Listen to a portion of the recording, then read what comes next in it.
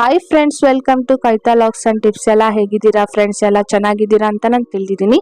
ನೋಡಿ ಫ್ರೆಂಡ್ಸ್, ತುಂಬಾನೇ ಗಲೀಜಾಗಿದೆ ನಮ್ಮ ಟಾಯ್ಲೆಟ್. ಅದನ್ನ ಯಾವ ತರ ಕ್ಲೀನ್ ಮಾಡ್ಕೋಬಹುದು ಸುಲಭವಾಗಿ, ಇದೇ ತರ ಕೆಲವೊಂದು ಟಿಪ್ಸ್ ತಂದಿದ್ದೀನಿ. ಅದರಲ್ಲಿ ಮೊದಲನೇದಾಗಿ ನೋಡಿ, ಈರುಳ್ಳಿನ ಈ ತರ ಬ್ಲ್ಯಾಕ್ ಆಗಿ ಹಾಕ್ದಿರಾ ತುಂಬಾ ದಿನ ಯಾವ ತರ ಸ್ಟೋರ್ ಮಾಡಿ ಇಡ್ಬೋದು ಅಂತ ನಾನು ನಿಮ್ಗೆ ಇದರಲ್ಲಿ ತೋರಿಸ್ಕೊಡ್ತೀನಿ. ನೋಡಿ, ಈ ತರ ಪ್ಲಾಸ್ಟಿಕ್ ಅಲ್ಲಿ ನಾವು ಇಡೋದ್ರಿಂದ ಅದು ತುಂಬಾ ಹೀಟ್ ಬಂದ್ಬಿಟ್ಟು ಒಂಥರ ಈ ತರ ಬ್ಲ್ಯಾಕ್ ಆಗಿ ಕೊಳ್ತೋದಂಗೆ ಆಗ್ಬಿಡುತ್ತೆ.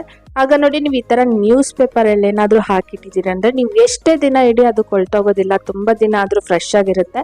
ಒಂದ್ಸಲ ಈ ಟಿಪ್ಸ್ ನ ಟ್ರೈ ಮಾಡಿ ನೋಡಿ, ನಿಮ್ಗೆ ಗೊತ್ತಾಗುತ್ತೆ.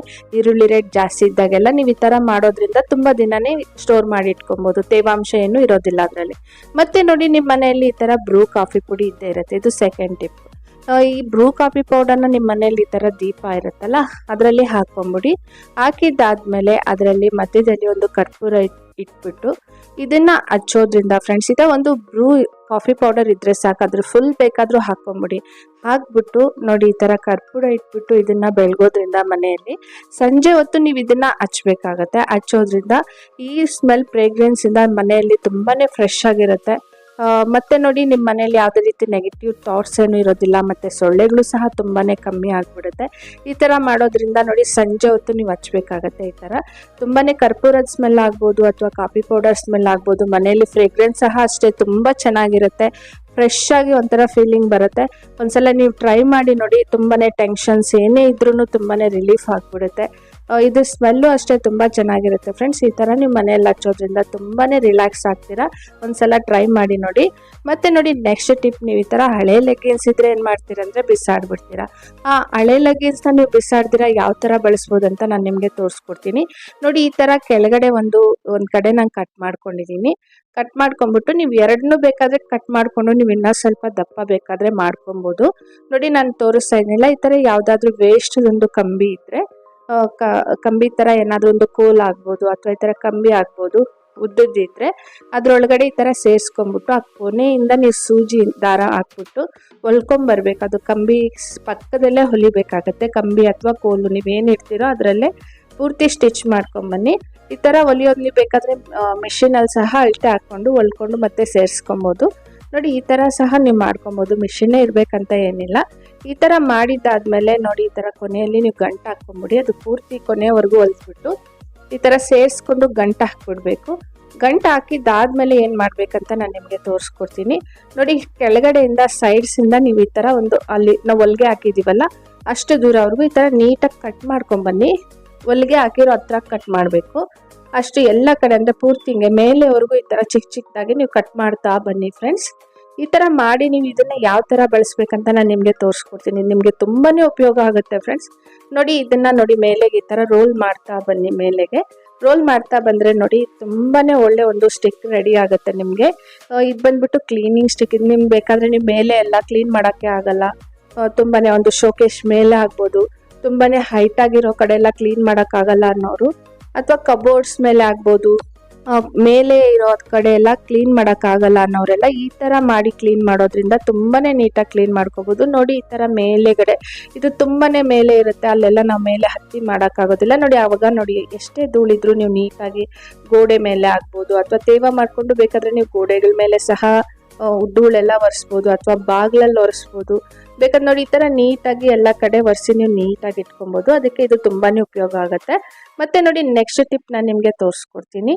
ಇದು ಬಂದ್ಬಿಟ್ಟು ನಿಮ್ಮ ಮನೆಯಲ್ಲಿ ಹಳೆ ಎಕ್ಸ್ಪೈರ್ಡ್ ಆಗಿರೋ ಟ್ಯಾಬ್ಲೆಟ್ ಯಾವುದೇ ಇದ್ರೂ ಈ ತರ ಪುಡಿ ಮಾಡಿಬಿಟ್ಟು ಅದನ್ನ ಒಂದು ಬೌಲಲ್ಲಿ ಹಾಕೊಂಬಿಡಿ. ಈ ಟಿಪ್ಸ್ ತುಂಬಾನೇ ಒಂದು ನಿಮ್ಗೆ ಉಪಯೋಗ ಆಗೋ ತರ ಟಿಪ್ಸ್ ಇದು. ಈ ತರ ನೀವು ಮಾಡೋದ್ರಿಂದ ನೀವು ಮನೆಯಲ್ಲಿ ಟಾಯ್ಲೆಟ್ನ ತುಂಬಾನೇ ನೀಟಾಗಿ ಇಟ್ಕೊಬಹುದು. ಮತ್ತೆ ನೋಡಿ, ಟೀ ಪುಡಿನ ಸ್ವಲ್ಪ ಹಾಕೊಳ್ತಾ ಇದೀನಿ. 1 ಟೇಬಲ್ ಸ್ಪೂನ್ ಆಗೋಷ್ಟು ಟೀ ಪೌಡರ್ನ ನಾನು ಇದಕ್ಕೆ ಮಿಕ್ಸ್ ಮಾಡ್ಕೊಳ್ತಾ ಇದೀನಿ. ಅದಾದ್ಮೇಲೆ ಸರ್ಪ್ ಹಾಕೊಳ್ಳಿ. ಸರ್ಪ್ ಇಲ್ಲ ನಿಮ್ಮ ಮನೆಯಲ್ಲಿ ಲಿಕ್ವಿಡ್ ಇದ್ರೆ ಲಿಕ್ವಿಡ್ ಸಹ ನೀವು ಬಳಸ್ಬೋದು. ನೋಡಿ, ಅದಾದ್ಮೇಲೆ ನಾನು ಇದರಲ್ಲಿ ಸೋಡಾ ಹಾಕ್ಕೊತಾ ಇದ್ದೀನಿ. ಅಡುಗೆಗೆ ಹಾಕ್ತೀವಲ್ಲ ಸೋಡಾ, ಅದೇ ಸೋಡಾನ ನಾನು ಇದಕ್ಕೆ ಬಳಸ್ತಾ ಇದ್ದೀನಿ. ಇದನ್ನೆಲ್ಲ ಹಾಕ್ಬಿಟ್ಟು ಅದಾದ್ಮೇಲೆ ಇದಕ್ಕೆ ಸ್ವಲ್ಪ ನಿಂಬೆಹಣ್ಣು ರಸನ ಹಿಂಡ್ಕೊಳ್ತಿದ್ದೀನಿ. ನಿಂಬೆಹಣ್ಣು ಹಾಕ್ಬೋದು, ಇಲ್ಲ ನಿಮ್ಮ ಮನೆಯಲ್ಲಿ ವೆನಿಗರ್ ಇದೆ ಅಂದರೆ ವೆನಿಗರ್ ಸಹ ಹಾಕ್ಕೊಬೋದು. ಇಲ್ಲಾಂದರೆ ನಿಂಬೆಹಣ್ಣು ಹಾಕಿದ್ರು ತುಂಬ ಚೆನ್ನಾಗಿ ಬಿಡುತ್ತೆ. ಮತ್ತು ಅದಾದಮೇಲೆ ಇದೆಲ್ಲ ಇಂಗ್ರೀಡಿಯೆಂಟ್ ಅಂದರೆ ತುಂಬ ಚೆನ್ನಾಗಿ ಹಿಂಡ್ಕೊಂಬಿಡಿ. ನಿಂಬೆಹಣ್ಣು ಒಂಚೂರು ಇದ್ದಿಲ್ದಿರ ರಸ ಎಲ್ಲ ಹಿಂಡಿದ್ದಾದಮೇಲೆ ಫ್ರೆಂಡ್ಸ್, ಇದಕ್ಕೆ ಬಂದುಬಿಟ್ಟು ನೀವು ಸ್ವಲ್ಪ ಬಿಸಿನೀರನ್ನ ಸೇರಿಸ್ಕೊಬೇಕಾಗತ್ತೆ. ನೀವು ಬಿಸಿನೀರು ಹಾಕ್ಕೊಬೇಕು. ಬಿಸಿ ನೀರು ಹಾಕ್ಬಿಟ್ಟು ಇದನ್ನು ಚೆನ್ನಾಗಿ ಮಿಕ್ಸ್ ಮಾಡಬೇಕಾಗುತ್ತೆ. ಇದರಲ್ಲಿ ಇರ್ತಕ್ಕಂಥ ಪ್ರತಿಯೊಂದು ಇಂಗ್ರೀಡಿಯೆಂಟು ಅಷ್ಟೇ ಚೆನ್ನಾಗಿ ಮಿಕ್ಸ್ ಆಗಬೇಕು. ಪೂರ್ತಿ ಚೆನ್ನಾಗಿ ಅಂದರೆ ಎಷ್ಟು ಬೇಕೋ ಅಷ್ಟು ನೀರು ನೀವು ಹಾಕ್ಕೊಂಬಿಟ್ಟು, ನೀವು ಇನ್ನೂ ಜಾಸ್ತಿ ನಿಮ್ಮ ಬಚ್ಚಲ ಮನೆ ದೊಡ್ಡದಾಗಿದೆ, ನಿಮ್ಮ ಟಾಯ್ಲೆಟ್ ರೂಮ್ ದೊಡ್ಡದಾಗಿದೆ ಅಂದರೆ ಇನ್ನೂ ಸ್ವಲ್ಪ ಜಾಸ್ತಿ ಕ್ವಾಂಟಿಟಿ ನೀವು ಮಾಡ್ಕೊಬೋದು. ನೋಡಿ ಇಷ್ಟು ಹಾಕಿದ್ದಾದಮೇಲೆ ಇದನ್ನು ನೀವು ಬಂದ್ಬಿಟ್ಟು ಒಂದು ಬಾಟ್ಲಲ್ಲಿ ತೊಗೊಬೇಕಾಗತ್ತೆ. ಬಾಟ್ಲ್ ಮುಚ್ಚಲಾಗೆ ಹೋಲ್ಸ್ ಮಾಡಿಬಿಟ್ಟು ಅದರಲ್ಲಿ ಸಹ ನೀವು ಸ್ಪ್ರೇ ಮಾಡ್ಕೊಬೋದು. ಇಲ್ಲ ಸ್ಪ್ರೇ ಬಾಟ್ಲ್ ಇದೆ ಅಂದರೆ ಸ್ಪ್ರೇ ಬಾಟ್ಲಲ್ಲಿ ಸಹ ನೀವು ಹಾಕ್ಕೊಬೋದು. ಇಲ್ಲ ಡೈರೆಕ್ಟಾಗಿ ನೀವು ಹಾಗೆ ಹಾಕ್ತೀರಂದ್ರೂ ಸಹ ಹಾಕ್ಕೊಬೋದು, ತೊಂದರೆ ಇಲ್ಲ. ನೋಡಿ ಈ ಥರ ಬಾಟ್ಲಿಗೆ ಹೋಲ್ ಮಾಡಿಬಿಟ್ಟು ಹಾಕಿದ್ರೂ ತುಂಬಾ ನೀಟಾಗಿ ಸ್ಪ್ರೇ ಆಗುತ್ತೆ. ಅದರಲ್ಲಿ ಟೀ ಪುಡಿ ಇರೋದ್ರಿಂದ ಸ್ವಲ್ಪ ಹೋಲ್ಸ್ ದೊಡ್ಡದಾಗಿದ್ದರೆ ತುಂಬಾ ನೀಟಾಗಿ ಆಗುತ್ತೆ. ನೋಡಿ ಈ ಥರ ಹಾಕ್ಬಿಟ್ಟು ಬಚ್ಚಲಲ್ಲಿ ನೋಡಿ ಟಾಯ್ಲೆಟ್ ರೂಮ್ಗೆ ನೀಟಾಗಿ ಎಲ್ಲೆಲ್ಲಿ ನಿಮಗೆ ವಾಶ್ ಮಾಡ್ಬೇಕನ್ಸುತ್ತೋ ತೊಳಿಬೇಕನ್ಸುತ್ತೋ ಅಲ್ಲೆಲ್ಲ ನೀಟಾಗಿ ಇದನ್ನು ಹಾಕ್ಕೊಂಬಿಡಿ. ಎಲ್ಲ ಕಡೆ ಹಾಕಿದ್ದಾದ್ಮೇಲೆ ನೀವೇನು ಇದನ್ನ ಹಾಗೆ ಜಾಸ್ತಿ ಹೊತ್ತು ಬಿಡೋ ಅವಶ್ಯಕತೆನೂ ಇಲ್ಲ, ತುಂಬ ಚೆನ್ನಾಗಿ ಬಿಡುತ್ತೆ. ಒಂದ್ಸಲ ಟ್ರೈ ಮಾಡಿ ನೋಡಿ. ಈ ಥರ ವೈಟ್ ಆಗಿ ಏನೇ ಇದ್ರೂ ತುಂಬ ಚೆನ್ನಾಗಿ ಕ್ಲೀನ್ ಆಗೋಗುತ್ತೆ.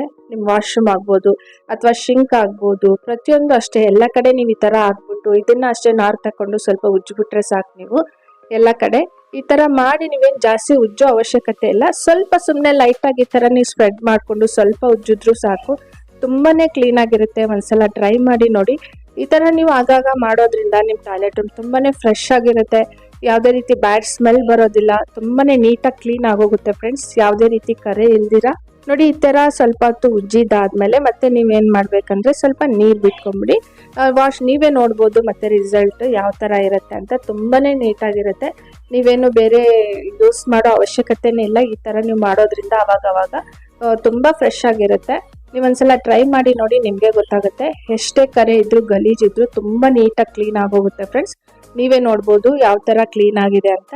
ಈ ಥರ ನೋಡಿ ಎಲ್ಲ ಕಡೆ ನೀವು ನೀರು ಹಾಕಿದಾದ್ಮೇಲೆ ನೀವೇ ನೋಡ್ಬೋದು. ಕೆಳಗಡೆ ಫ್ಲೋರು ಅಷ್ಟೇ ನಾನು ತೋರಿಸ್ತೀನಿ ಯಾವ ಥರ ನೀವು ಕ್ಲೀನ್ ಮಾಡ್ಕೊಬೋದು ಅಂತ. ಈ ಸೊಲ್ಯೂಷನ್ ನೀವು ಒಂದು ರೆಡಿ ಮಾಡಿಕೊಂಡ್ರೆ ನಿಮಗೆ ಬಾತ್ರೂಮ್ ಇದಕ್ಕೂ ಆಗುತ್ತೆ, ಫುಲ್ ಶಿಂಕ್ಗೂ ಆಗುತ್ತೆ. ನೀವು ಫುಲ್ ಬಚ್ಚಲ ಮನೇನ ನೀವು ಇದರಿಂದಾನೇ ಕ್ಲೀನ್ ಮಾಡ್ಕೊಬೋದು. ಯಾವುದೇ ಥರ ಒಂದು ಕ್ಲೋರೈಡ್ದು ಒಂದು ಮಾರ್ಕ್ ಸಹ ಏನೂ ಇರೋದಿಲ್ಲ.